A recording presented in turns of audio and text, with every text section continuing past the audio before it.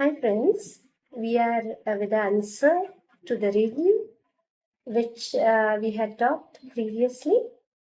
So the lady with the ankle swelling. So let us analyze the case now.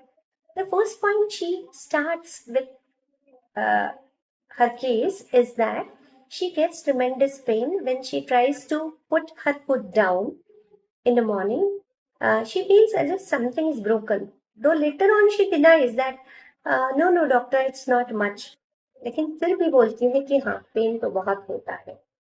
तो ये pen उसको activity में breach ला रहा है. तो मैंने लिया डेल्यूजन इंजरी बीइंग इंजर्ड. उसको जब ये फील होता है कि अंदर से कुछ टूटा हुआ है इतना पेन, तो ये पेन यानी ये पेन इंजरी क्रिएट कर रहा है during her activity. Delusion injury being injured, that was the first rubric I took. Then secondly, if you see the whole conversation, she's consistently searching for the reason why has she got this swelling. Is it a rain? Is it chappals? Is it shoes? Or is it the tendinitis? Then I have not got injured anywhere, as far as I remember, she says. तो वो खोज रही है, वो reasons खोज रही है. तो मैंने लिया जेस्चर्स ग्रोपिंग एज इफ. बाद में वो बोलती है कि अगर एलर्जी भी होगी तो इतने दिन कैसे चलेगी डॉक्टर. 5 महीने ये चल रहा है, तो अंदर से क्या चल रहा है, क्या है ये. तो इसका मतलब है कि उसको चिंता है कि अंदर से क्या हो रहा है, वो उसको समझ में नहीं आ रहा है. तो ये है एंजाइटी डार्क इन. उसको चिंता है कि डार्क में यानी अंदर क्या कुछ तो हो रहा है, उसके बारे में उसको एंजाइटी है. फिर जैसे मैंने बोला कि उसका कॉन्वर्सेशन बहुत ही कंफ्यूज लगता है क्या, ऐसे मुझे लगा था कि कंफ्यूज है क्या ये. तो वो बोल रही है, कभी बोल रही है पेन हो रही है, कभी बोल रही है पेन नहीं हो रही है, उतनी तो नहीं होती मुझे, फिर वॉक करती हूँ तो नहीं होता है, लेकिन हाँ जब भी पैर रखती हूँ मैं तो जैसे लगता है टूटा जा रहा है कुछ. और वो हंसती भी है. तो इसका मतलब है कि ये कंफ्यूजन नहीं है, वो कुछ मुझसे छिपा रही है जो वो उसके उसके खुद से भी वो शायद वो छुपा रही है. She is not admitting to herself. और वो है फियर.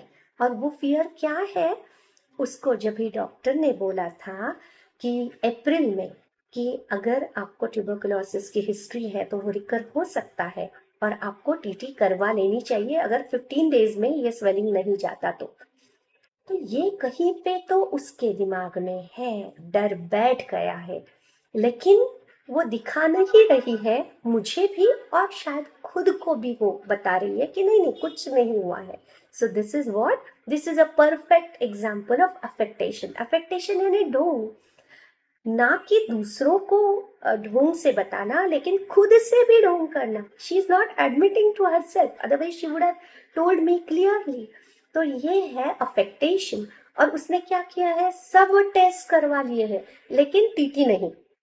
ये क्या है, टीटी क्यों नहीं करवा ली, क्योंकि फियर ऑफ डार्क है. अगर कुछ रहेगा तो मैं क्या करती हूँ, लाइट शन कर देती हूँ. शनिंग यानी स्टॉपिंग द लाइट, कि जिधर से वो किरण आ रही है ना वो मैं बंद कर दूंगी तो मुझे पता ही नहीं चलेगा. ऐसे तो होता नहीं है, लेकिन ये इतना घबराया हुआ रहता है अंदर से और वापस वो खुद से एडमिट भी नहीं करता है कि वो इतना डरा हुआ है. तो इसका असर क्या होता है कि ये अफेक्टेशन में चला जाता है और लाइट शन कर देता है. तो ये क्या है आपको तो पता चल गया होगा. This was stramonium and stramonium 33 doses I gave her, and within 15 days the swelling was much more improved. I mean the swelling was much better. It was 50% reduced, and the pain was also less. And then we started with 0/5 stramonium, which we continued for 15 days, and later on she was healthy all again. Still she comes to me for a daughter's treatment and she's all hell and hearty. So this was the case. So I would always tell you to understand 3 points in the case rather than going to, here and there. Number one is how. Now, how is what? Not the patient's how, but how is the patient's approach towards his complaints.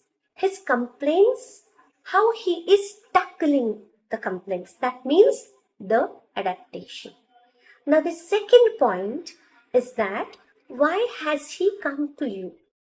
Why today he felt like coming to you, or why he felt like visiting you? That is his concern. And the third one, if at all the patient mentions spontaneously what is on his mind, sometimes very tangent to the element he describes, the patient describes something else only, and that is playing on his mind. So that is because it is spontaneous, it is the language of the vital force, and so you need to consider it. But if you focus on these 3 points, how is the adaptation? What is the concern on why has he come to you today? And what is on his mind if he spontaneously tells you, not after digging? So these 3 points will definitely lead you to the correct synonym. Thank you, dear all. Bye. See you soon.